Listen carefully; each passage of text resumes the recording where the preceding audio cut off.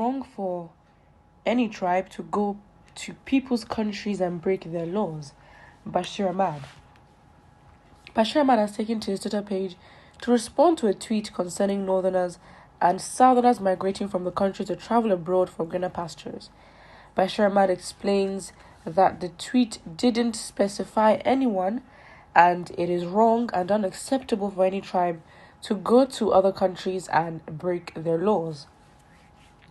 Bashir Ahmad furthers that those countries don't know anybody individually, but as a Nigerian. In his words, did I jump on a wrong tweet? I didn't see anywhere Segun mentioned a name. Why the cry? Anyway, it is wrong of Hausa, Yoruba, Igbo, Fulani or any tribe to go to people's countries and break their laws and orders. Those countries don't know you as an Igbo or Hausa, but as a Nigerian. Well, Bashir Ahmad's statement was in response to the viral controversial tweet on Northerners and Southerners travelling out after working under the government for some period. Well, I mean, I don't understand. Why is it your concern, to be honest? Literally, if you're going to go misbehave abroad, well, they have their laws work. I mean, I'm not saying these countries are perfect or the most ethical, but to a very large extent when it comes to, the leadership of the society, it's like people over there are not angels that just behave themselves. They have their laws, and their laws have proven time and time again that if you misbehave, well, whatever happens. So don't worry about it. I mean, it's embarrassing because I feel like, going outside the country, again, it doesn't matter what tribe you're from.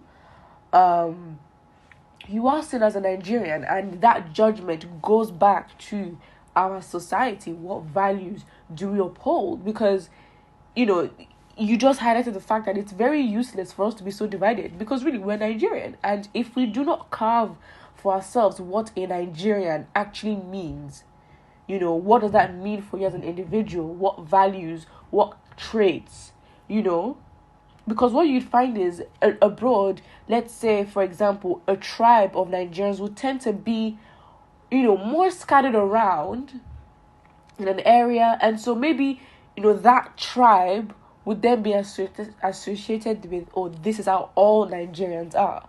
Or, that tribe. So it doesn't really matter at the end of the day. You are seen as a Nigerian, even if it's, a majority of one tribe in an area. It doesn't matter. You are Nigerian. And it is very embarrassing because, you then look at a society, you're not going to be surprised with how disorganized, with insecurity, with what we value in the country, how we spend our money, our investments. I mean, every single thing, it does matter.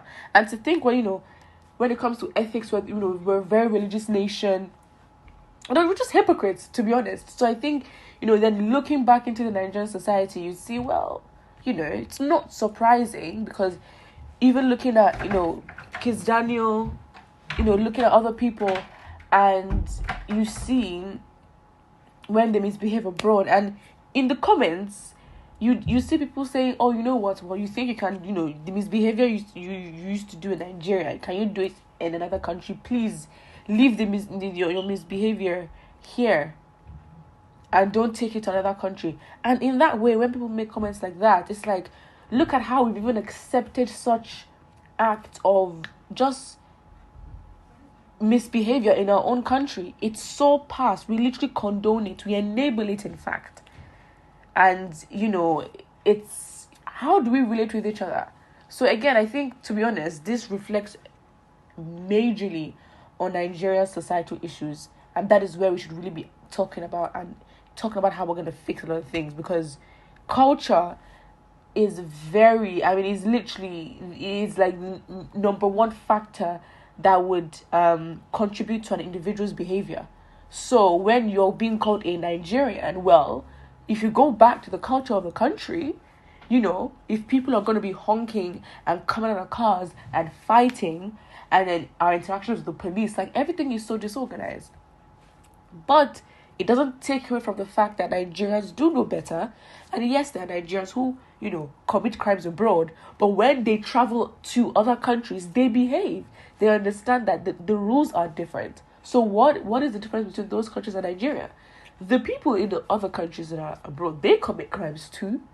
They commit the most heinous of crimes, but to a very large extent, when it comes to the functioning of society and culture and behavior, they are way ahead. Okay, now looking at what the comments are, it's funny. But the foreign bandits get pardoned in Nigeria despite killing Nigerians. So much as far as saying, but your brothers from Mali and Niger are here breaking our laws. You know what? Very valid argument. Very, very valid. If we're going to talk about our behavior, and let's be honest, when we talk about countries abroad, we're looking at Western countries outside of Africa, that's what I mean. Because even the standards that we have as Africans, we condone so much. And so it's like, we're not even dealing with our own issues. That's how, well, I call it backwards it is, because we're not dealing with what is right in front of us. And because we look so ahead, like, it's not even good we look so ahead that it's like we're looking to where it's so unrealistic for us and we can't relate. And we want to emulate what is so far ahead that making the steps to get there just seems impossible. And as he said, or the few commenters have said, the fact is you have those from, again, it's not even confirmed, but the point is, when it comes to border control and the fact that a lot of people from other countries, well, mainly Mali, Niger, all these countries that